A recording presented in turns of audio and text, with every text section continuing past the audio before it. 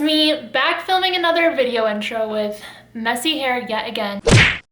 I was getting ready to curl my hair today and I was thinking about how miserable it was living in an apartment for 2 years during the summertime that had no AC and trying to do my hair and makeup at this time of day because it's like 5 o'clock. Andrew and I are gonna go out for dinner here in a few minutes, but I just thought I would film a video about how we survived living in an apartment without AC for 2 years, because that is something that I never thought that we would be doing. I'm gonna be curling my hair as I talk about this because I still gotta get ready. So we lived in an apartment in northern Utah for 2 years that had no AC. It was one of those things that we didn't realize it didn't have AC until we were moving in, and it was really hot in there. We were moving in at the end of June, and I went to turn on the AC, and my parents are like, we don't see any vents in your apartment. I don't think you have AC. And I was like, no, we have to have AC. We definitely have AC. We didn't. We had no air conditioning, and the heating system in our house was like the baseboard heaters, so like there was no vents at all in our apartment. So we had to learn very fast how to live in an apartment with no air conditioning, because we moved right when it was like actually getting hot for the summer. Like the temperatures were starting to reach the 90s.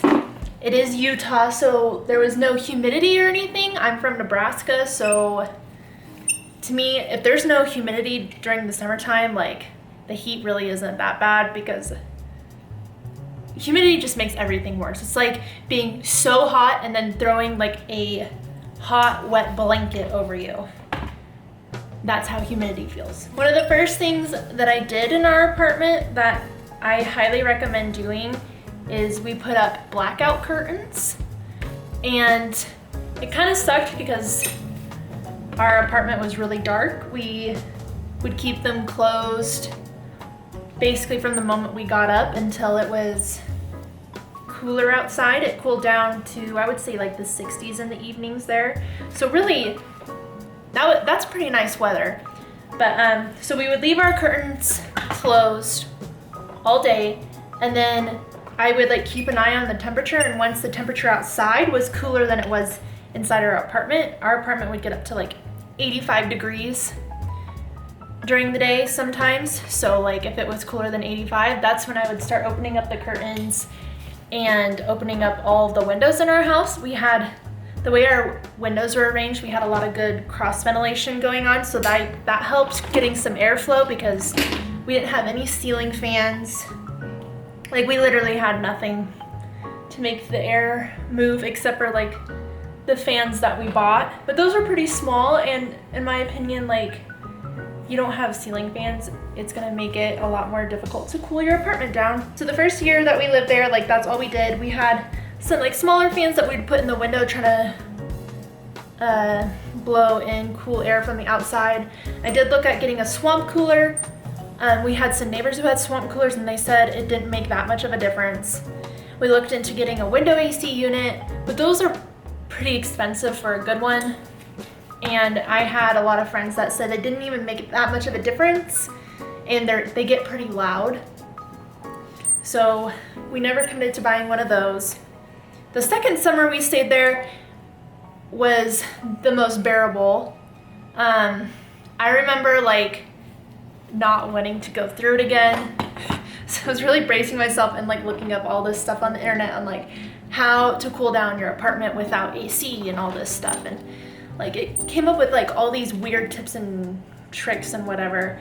And one of them was like fill a bowl up with ice and then tilt the bowl behind a fan so the fan will blow colder air.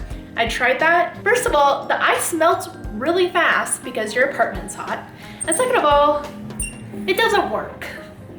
So that was a dud. We would take really like ice cold showers before going to bed. I would wash my hair every night because like having like cold hair when I went to bed helped like cool me down, but I still remember like not being able to fall asleep at night because it was still so hot, because our apartment, the way it was laid out was our bedrooms were upstairs and our like living area was downstairs. So the upstairs was always at least 10 degrees hotter than our downstairs.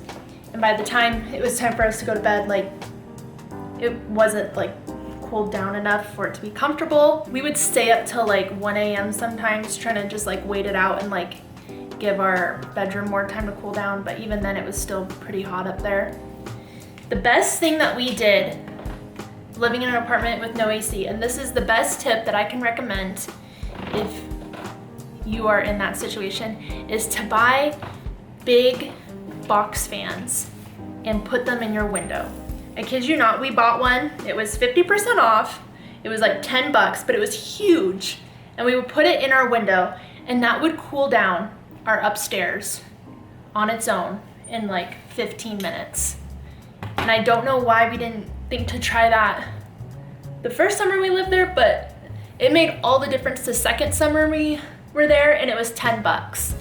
And I would say it was probably still as noisy as like a window air conditioning unit would be, but we didn't have to figure out how to situate it in our windows because our window wasn't the right size for an AC unit, and we didn't have to pay a couple $100s for a decent one. So basically, long story short, the best thing you can do if you're living in a place with no AC is to invest in some good blackout curtains and a lot of giant box fans. I know this video was kind of random with me just like curling my hair as I talked about this, so if you made it to this point of this video, thank you for watching. I had plans to post a different video today, but you know, sometimes life happens and it's just not quite ready yet.